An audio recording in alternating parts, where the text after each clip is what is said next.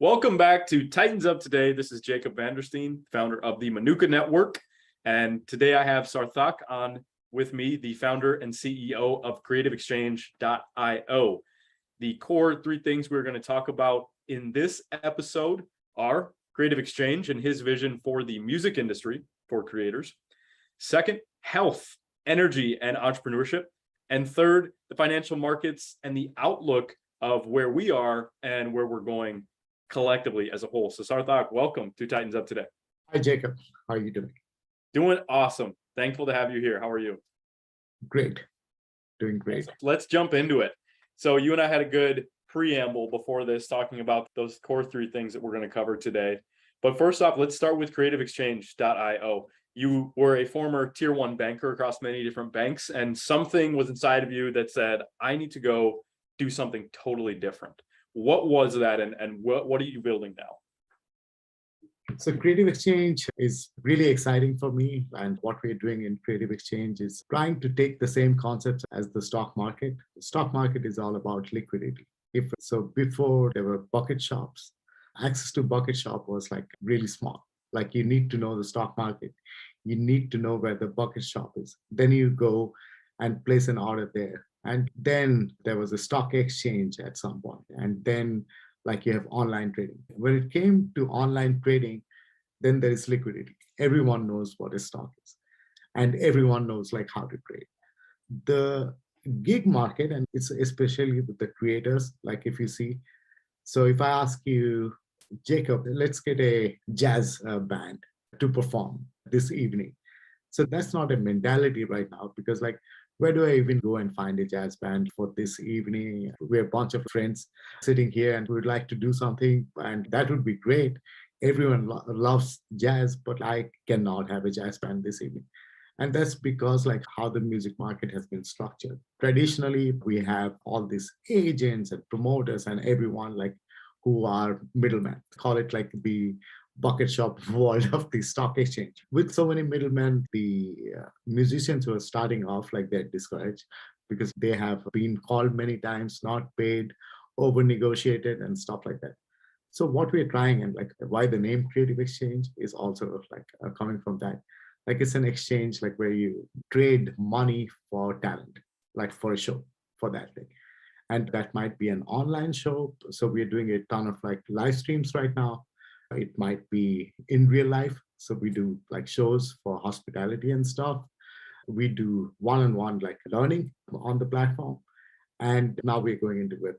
That would mean if you have a need for a musician, like for any of these things that I talked about, like you go into Creative Exchange and that's your exchange. Well, how did you see this as an opportunity from being in the banking world? Because not a lot of people, right? Those are almost completely opposite. So I used to go to a lot of concerts, right? Like the street concerts and like the bigger concerts. Like when you go to the bigger concerts, like you see a lot of organizing and stuff like that. But when you go to a bar, like you see a musician, like you talk to them, and it's great that you're like seeing them at a bar and it looks like really good. You'd think like they're famous, right? Like so I used to go to this place called Cafe Voix, and like everyone who was playing there, I thought like they're either famous or rich. And so when we used to stand outside and talk to those musicians, it turned out like they were neither. And like with such great talent, like why isn't there a placement for that talent is the question that I ask myself. And can it be made easy? And is there a business benefit? Like where the talent can add to business benefit. And that's how the hospitality story and like the promotion along with booking and everything came along. So it's about hospitality needs entertainment, musicians need employment, and no one was doing it. So we stepped in. And the way I view it, it's like the Uber for the music industry. Yeah. Right. There's all that talent, there's all the drivers, all the cars out there, and people who need rides. Yeah. And I really like what you said about it's a mindset that does not exist, that you could call and have a live performer in your house or at your party or whatever within a day, or who knows. That's pretty exciting, because I was just talking about that yesterday with my wife about just more spontaneity, right? The ability to do things more freely and to have a sense of adventure in just, let's say, boom, now we're going to have an artist next week. a saxophone player in your living room. And that's totally possible. I'm like, we just don't do it. That's what we are driving the market towards. Spontaneity. And another thing is going to be access. If you have 10 restaurants around your place playing music, you choose between the musicians and go. Right now, it's just like one concert somewhere in the town. So that's what we're trying to change. It's a cultural shift in essence, where more live music will be getting done and more people will be able to interact with these artists like you're mentioning, who at the present time may not be either famous or rich, but they have great talent. And so through your platform, your goal will be to get them to have better opportunity, more liquidity, as you put it. What else would the customer, the artist experience with the platform? For the musicians, it's going to be a great opportunity to be able to use each one of their talents. Some of the musicians, we have a bunch of older musicians who have done it all, like they've performed on the big stage and stuff like that. People like Frank Symes, people like Greg Shining and others, like they've been on the big stage, like they've performed with The Who, Deep Purple and stuff like that. So they're at a stage where they're all about giving. And we offer them the platform to do those live streams where they can talk about how does a music career look like. You might be starting out as a musician right now, but how's it going to look like when you're into the intense things in music, right? So those are the other kind of things, and it's extremely useful for musicians who are starting out. Like we had Barry Bergman talk to musicians about how to hustle and get in. Barry is really interesting because he's also a guy from Wall Street, and he broke into music industry as a manager, and he ended up being the founder of Music Managers Foundation of the US. Then he was managing AC/DC at one point, Meatloaf at one point, and stuff like that. So someone completely from outside who has no idea about music, probably liked music enough, but came and made a whole lot of difference. So his mindset, it's all about hustle. How do you sell your music? Who do you go to if you have to sell your music and stuff like that? So those kind of people like come on the platform and talk to musicians. And that's really good for musicians who are starting out, because there's so many places to place your music and do things. Like in this world right now, should I start a Facebook page? Should I post on Instagram? Oh, like Twitter is also good and LinkedIn is also good, and I should have a YouTube channel and stuff like that. But where do you focus to be able to? That's So the goal would be that Creative Exchange would become that focus, that they could be on Creative Exchange, they could put their content out there, interact, create communities, things like that are very important now in this Web3 world. It's all about community. It's all about the people you're connected with, and hey, learning from people who have already done it. Also, what we emphasize on, like right now, is how do we take the traditional social media, which used to be all about like sharing and no money at all, like in return, and how do you turn it into a Web3 social media, like where like everything that you're posting has like some money linked to it and stuff like that. So that's where we're transitioning into Web3, because then we're talking about, okay, every piece of music is like sellable, every piece of your like promotion is sellable and stuff like that. And what sort of adoption have you experienced so far, and where do you believe you're going with Creative Exchange over the next few years? I can tell you like one thing about the last 2 years that we experienced. And there are lots of musicians who are trying to do things on YouTube and other channels. And they were like, yeah, we can do that. And it's a great in terms of having some place to voice your opinion out and put your music out and stuff like that. But we hadn't seen, even though Twitch and some other monetization channels are there, Spotify is like too slow, because you'd need hundreds of thousands of streams to make like any money. So they thought like Creative Exchange was a great idea at that point. And that's when we saw the highest like adoption of the platform. We had like lots of famous musicians come on to the platform and do interviews. Like we had lots of musicians perform for fundraisers like in different parts of the world. And we continue keeping that excitement up. What we're going to do in the coming days is we are going to take that excitement of online world and translate it into the in real life situation. So one thing that I'm curious about, let's say with YouTube, it's very algorithmically driven, of course. And one problem I have with that from the user experience is discovery is pretty terrible. So what I mean by that is, let's say I watch 3 videos from 3 different people, my entire feed will become those 3 people for the next forever until you go reset, you hit the reset button. So this would help with music discovery as well. Let's say, so people would be able to get a more diverse experience. For example, when I went on the platform, and we'll put some links down below so people can go and visit, I saw some artists from where I met in Minneapolis, which was cool, that I've never heard of before, but then also all over the world, because you guys are global. Yeah. That's what we're trying to do. Music is your first link to culture. If there's like other forms of arts and culture, but music is something that you connect to like immediately, and it doesn't take much time to consume. And to understand different cultures in a globalized society that we live in, I think music is a great conduit to be able to do that. And that's why like we go everywhere, right? Like we go to Eastern European countries and get that specific kind of music and musicians. We go to Caribbean and get reggae and other musicians. Like we go to places like India. We had Chinese, like a traditional band like playing sometime. Like we want to be not focused on one genre or like one region, but what we want to do when creative exchange becomes a big thing, we want to do this intra-cultural music festivals and stuff like that, which is going to be big because there's enough market for that. People are getting used to traveling a lot, and it'll be great to see something come together in terms of Chinese musicians and Eastern European musicians and American musicians playing together in the same festival also. Mm-hmm. International concert.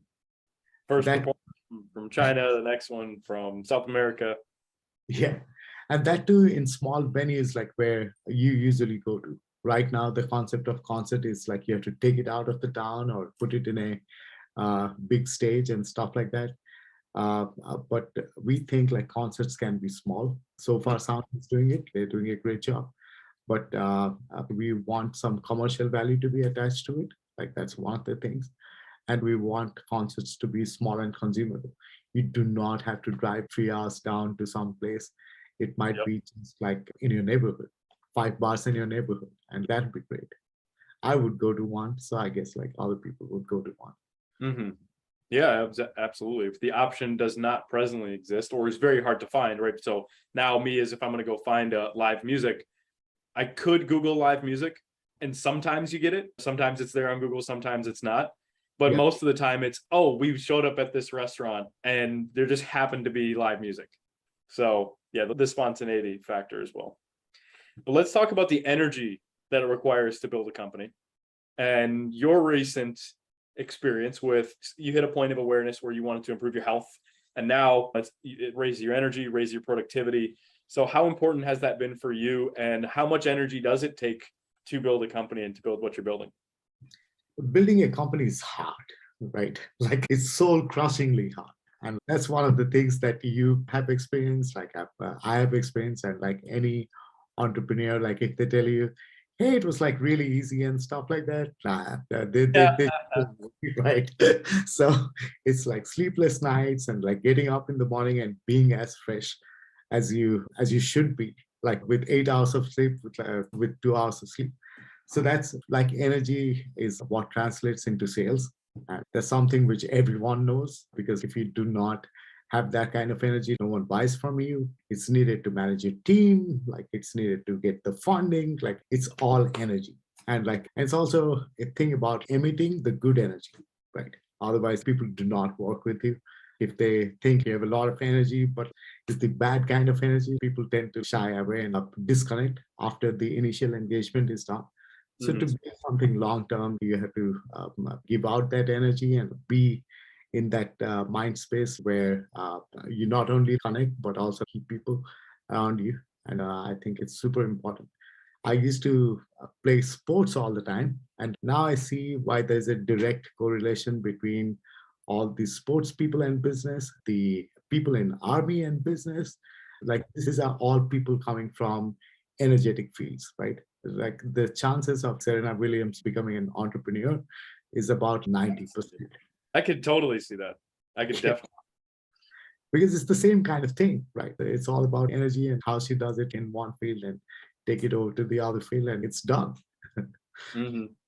Now, what's the balance between mental, physical, emotional, and other forms of where people get their energy and how that channels and translates into business? And you can, of course, speaking from your experience, do you believe, where do you believe you get most of your energy from? You can, if I see like how we think about life itself, like it's one of the two things, 2 to 3 things which are motivators, right? I want a lot of power, I want a lot of money, I want a lot of influence over people and stuff like that.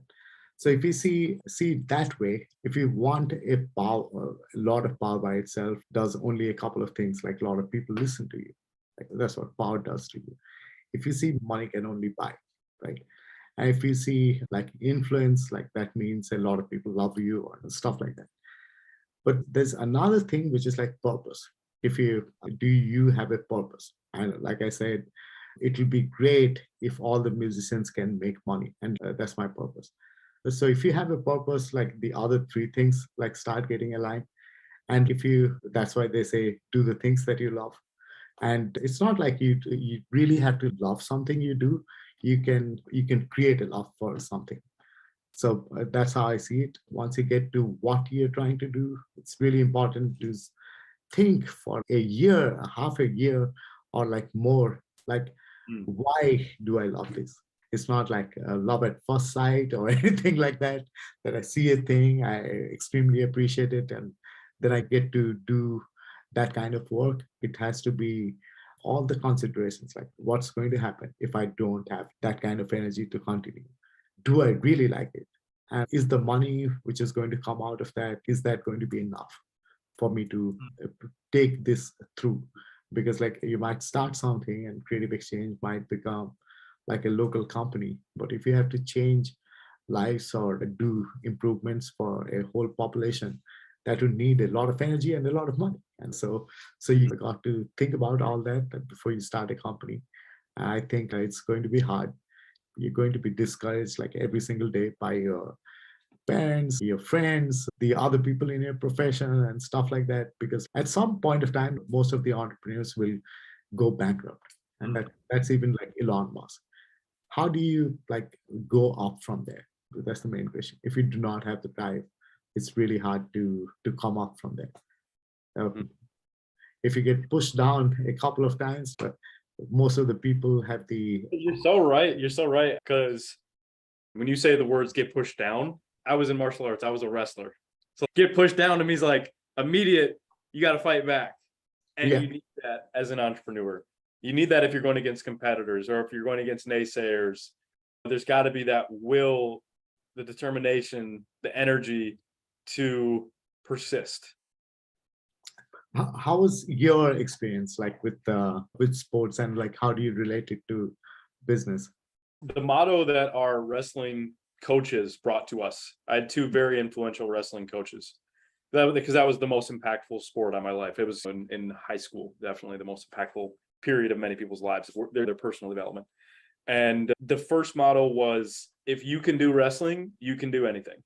If you can get through this hell of martial arts, of fighting we'd practice for 3 hours a day in a tiny room that they made as hot as possible. You're doing acrobatics, and then you got to fight somebody, and then you fight that person, and you go right next to fight the next person. So that was one of the mottos, is that external, you have to crush it. Okay, you've worked out for 2 hours, but all right, now you're going to do 100 pull-ups, right? Okay, go. So that was powerful from the external standpoint. But from the internal standpoint, so that coach was Bill Marish is his name. But then the other is, this was during our best year of wrestling. There was another coach we had that was very much about the mental side of things.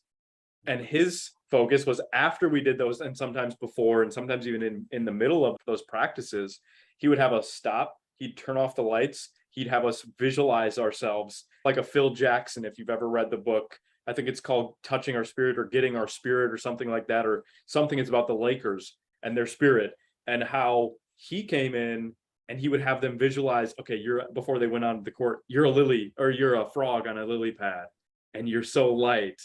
and he would have us visualize our actions, our thinking positively.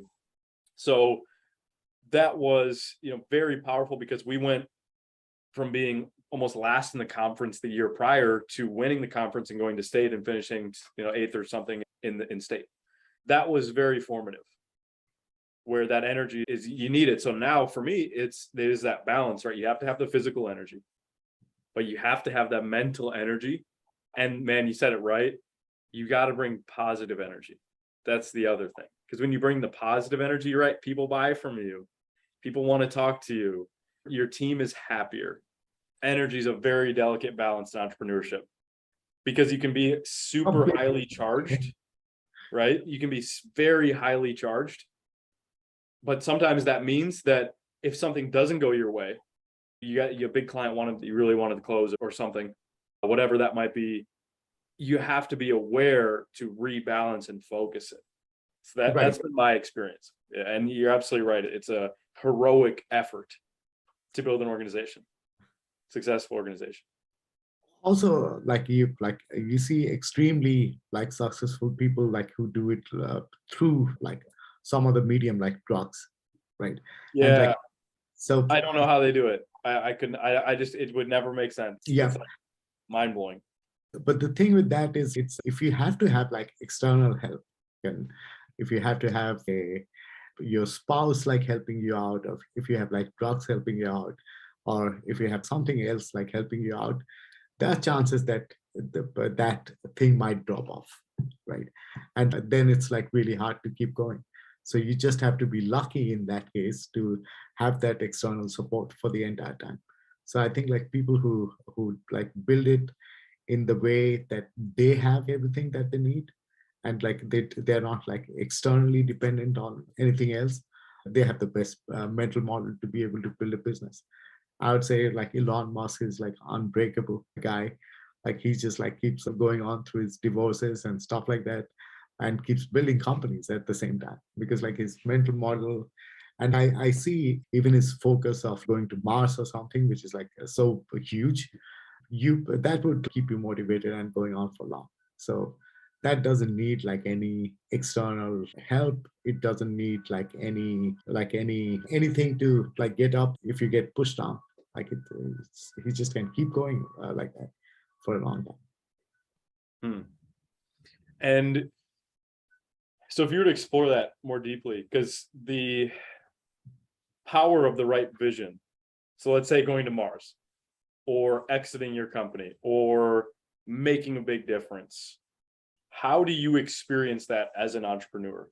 Even if it's not real yet, do you feel that you experience it now in the present, and that's what drives you? Is that there's something deeper in there? There's energy that's so powerful that drives you forward, that you can feel it and it becomes tangible? Or what is it that you experience? I've asked myself that question. If you ask what next, ultimately it ends up in death. That's the end of everyone's story, right? So it's when you're pushing towards something, the end is a purpose, and the purpose cannot be money. Because if you push towards money, you'll push to $50 million, and that's where you'll stop. At $50 million, you have the best of houses. You can go every night to a Michelin star restaurant. You can take all your friends to a Michelin star restaurant. You'll still have something left for your retirement. If you don't blow it, of course, that's where the need of money ends, $50 to $100 million, you'll be done.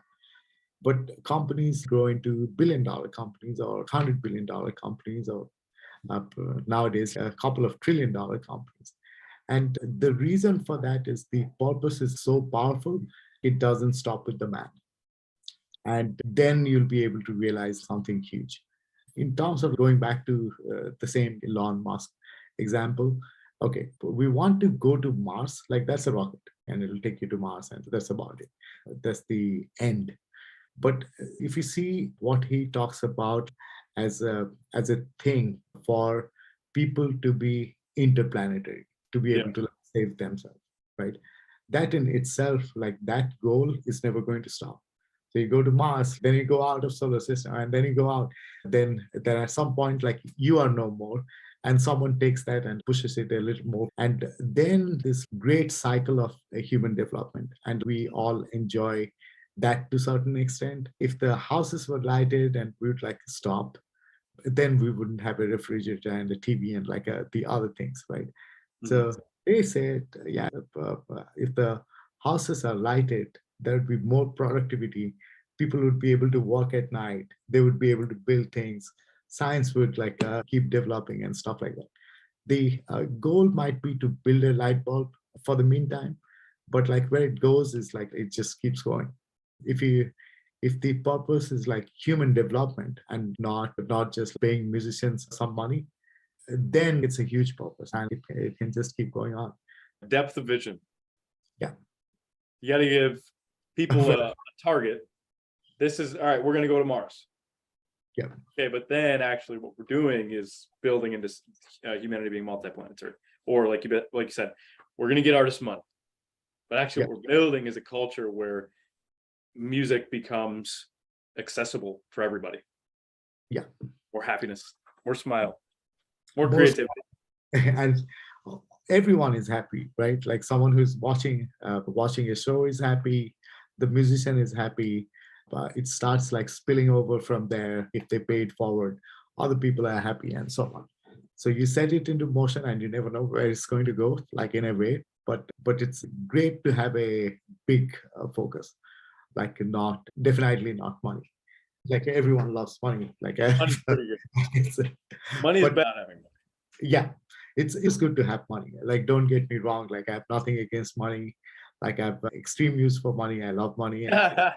Very useful when it comes to building a company. Yeah, but no, itself, like there's a whole lot more than money. The human dream machine. Yeah, that's the energy. It's the human dream machine, man. That's what we're here for. Continuously dream, keep going, and guess what? Someone else is going to pick that dream up next for you to continue what you started. It doesn't matter if like Bill Gates is no more, but like Microsoft continues to be a company and someone is taking it forward. And the principles that he lived by, someone could go look at Bill Gates and go, oh, okay, they could start an ice cream shop, but if they do it with the same principles, boom. Absolutely. Like it's a circle of like people who learn from each other and they have extremely like powerful like motivations and they're positively impactful. Like even if some of them like do not seem like that on the surface, I think this it's a great like spiral of like things happening like in our civilization, and it's great that like we're able to appreciate it from like far away all the time. Now let's talk about physical energy. So you personally made some changes in your health and the way you're living. How has that impacted your ability to create and the way you feel towards your business, towards bringing that positive energy, as you mentioned? Has that helped?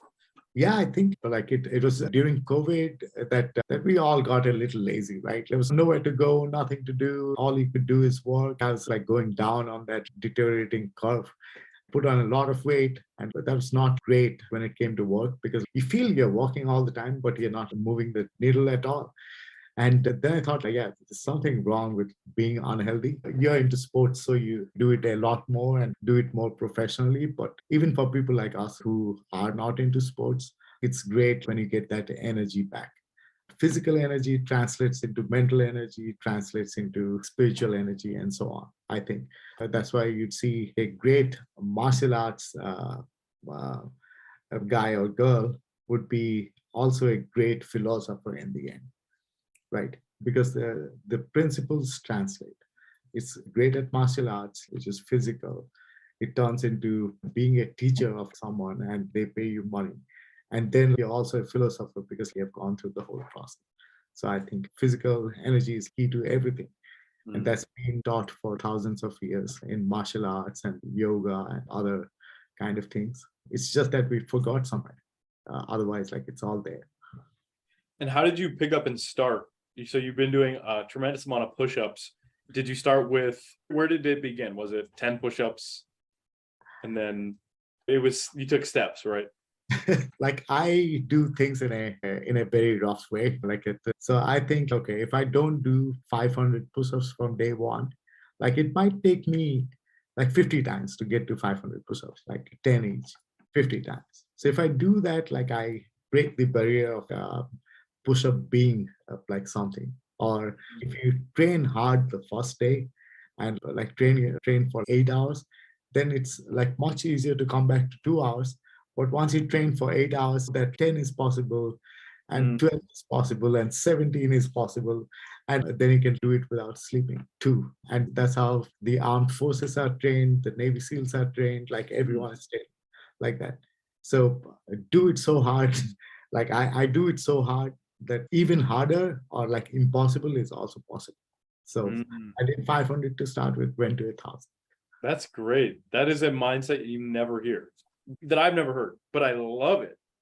But maybe I've never heard it articulated in that way, but you're very right, because I definitely experienced that before. Yeah, you should have. It's you've done sports like professionally. I think like every sportsman like does it for sure. Like I've seen in my sporting days that I could play something for 8 hours straight. People would say, "Nah, you need a break. You shouldn't do that. You'll break yourself." Nothing happens. Like we're extremely tenacious and unbreakable creatures as human beings. It's like we do not push ourselves enough. That's powerful. So there you go. I really like that one. I'm going to apply that one myself. Great. Yeah, we should all be like doing something in terms of physical exercise. That's awesome. So I thought, what can we do? What can people do to support you and support Creative Exchange? So what we're trying to do, like you said, like there's a position in Milwaukee that you figured out. So what we're trying to do is get all the musicians from far away, of course, and from close to you, like where you're living, like even closer to you, right? Like they might have been living there for like days, years, you hadn't had a chance to meet. If they play in a place close to you, if you can show up, like that's a great support. If they're doing a live stream, if you show up, like there's a way to pay musicians through live streams. We've made that, we have a payment gateway. So you can pay while you're watching a live stream. So think of it as your way to support a musician and like what you can do. And you'll be amazed about what you're going to find out. Once you start liking some musicians and their music, like you'll be part of their journey. And that will improve you as a human being. Absolutely. So again, I'll include some links down below. But to get to our final topic, we've touched on it a few different times throughout this conversation. But what about company building in the markets as they are today? A lot of people that I talk to, it's a mindset thing. But what is your mindset building in what many people are predicting to not be the best financial situation globally? There's different data that says this and that, but what is your mindset? If you see the data like all over the world, like it's a perfect storm, so as to speak, right? There's unrest in Ukraine, there's unrest in China and Taiwan, like that situation is going on. We have printed money for the last 10 years with or without reason, and same with Europe as in the US. So I think the markets are going to deleverage at some point, and probably like we're going to see ourselves in a recession. So would you go as far as to say depression? I wouldn't say you're not a market guy, like in terms of you're not a market predictor, but yeah, it's. I think we have developed a lot from the time we were at 1930s. So there are lots of like mechanisms in place to be able to push out a depression. Like that's what I would say. So we wouldn't go that far, but it's going to be so. A recession does a very healthy thing to the markets, right? Like it cleans up all the excesses. We have seen like in the Web3 world, like there's a lot of companies like where there's no fundamentals, there's no tenacity to be able to stay on course. Like it's money was easy to get, and like people got a lot of money, and some companies have come into being. That doesn't like that doesn't go on in a bad market. So we'll see a lot of like pains in those terms. But the good thing about any of this bear market or recessions and stuff is if you build it enough, you're going to go farther ahead of everyone. And it's going to be great after the recession is done. So I think we're going through some cleansing. The crypto world, like we're already seeing a few of the top companies having to scale down now. If you have seen across the industry, there's 10%, 20% like job across the tech sector. Energy companies are doing good. So there's going to be all that mix, but I think something great is going to come out of this. We'll see grade 3 companies coming out. We'll see these social media companies go down a little bit because it's highly overdue. And I think for the right reason, because social media companies were started as social media companies, but they have become giant digital advertising firms. It's the unstated purpose which has become the source of revenue. So I think there's going to be coming back to the purpose once again for those companies. And all the things which are wrong is going to get fixed. I generally think it's a good thing. It's a great thing. Yeah, absolutely. That's a great mindset too. Where does that mindset come from though? Does it come from your complete logical reasoning about everything you just mentioned? Or does it come from previous data or your belief in the fact that things will get better and that through creation or entrepreneurship or the things that you build, things will get better? It's years of trading, right? We used to sit down in front of a terminal and trade.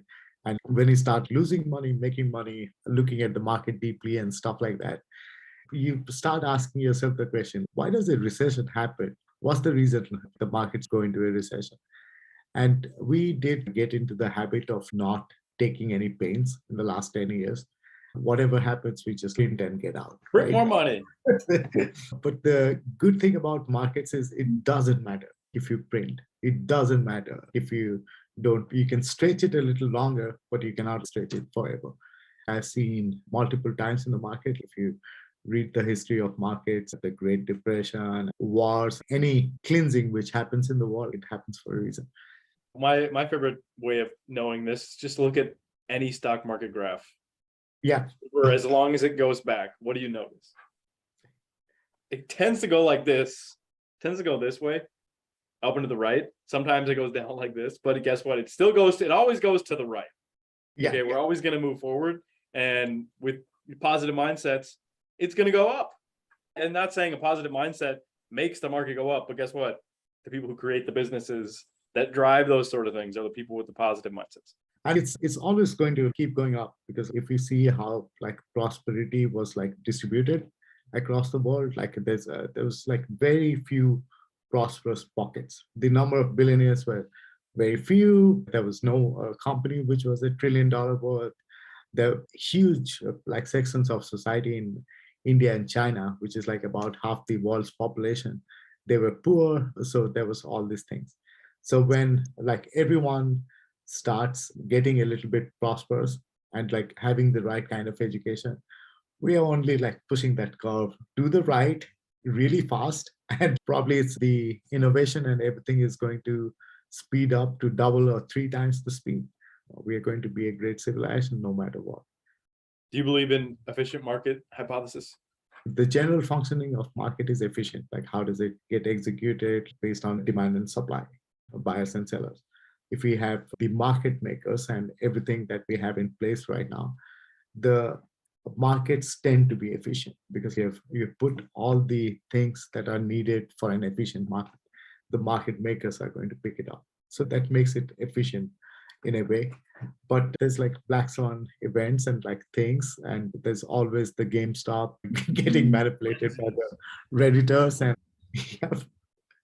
So it's as efficient as it can be. But that's the interesting thing about the market. How do you lead and inspire your team members and incentivize, since we're on the concept of how things get done? How do you lead, inspire, and incentivize your team members at Creative Exchange? There's always the salary and like other things like the raise and like the other things that you do as a company, which is very necessary, I think, for general prosperity as a guard against inflation or whatnot. But I think people tend to like listen to people. And going back to the first point, it's about the interest and energy that you're putting out. If they see that the purpose is great, people will work for you for free. We had an internship program running, and major companies put their jobs out in the internship apps. Lots of other companies would put in their jobs. We got thousands of applications from people because we clearly state what we're doing. We clearly state how exciting it's going to be. And we got application from Carnegie Mellon, Berkeley, New York University, Caltech. Think about any university, we got applicants from there. And we worked together with them.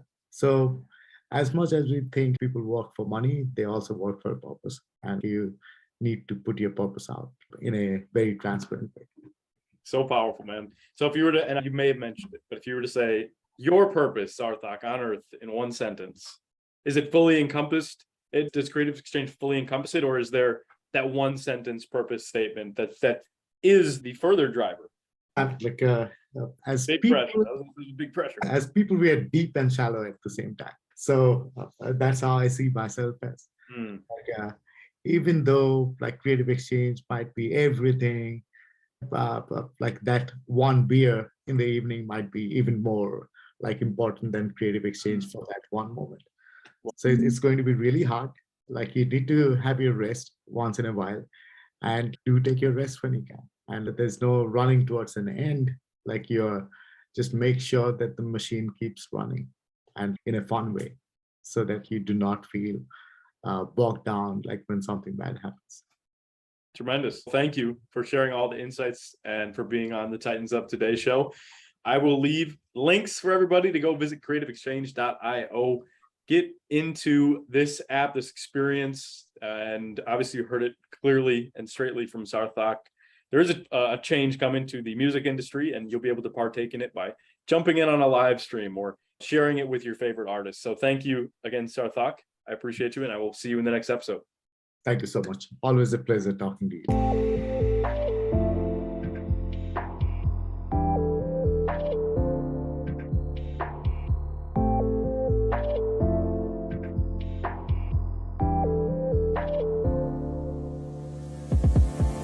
Hey everyone, thank you for watching this episode of Titans Up Today. What did you learn from it? Make sure to drop a comment below with your most valuable insight so that other people can engage in the conversation around what this speaker brought to the table. And then on another front, make sure to subscribe so that every time we drop a new episode, you will be notified. And that way you can keep fueling your dreams and your brain with fresh insights, which can help you along your journey and along your path to your goals. So thank you so much again, and I look forward to seeing you in the next interview.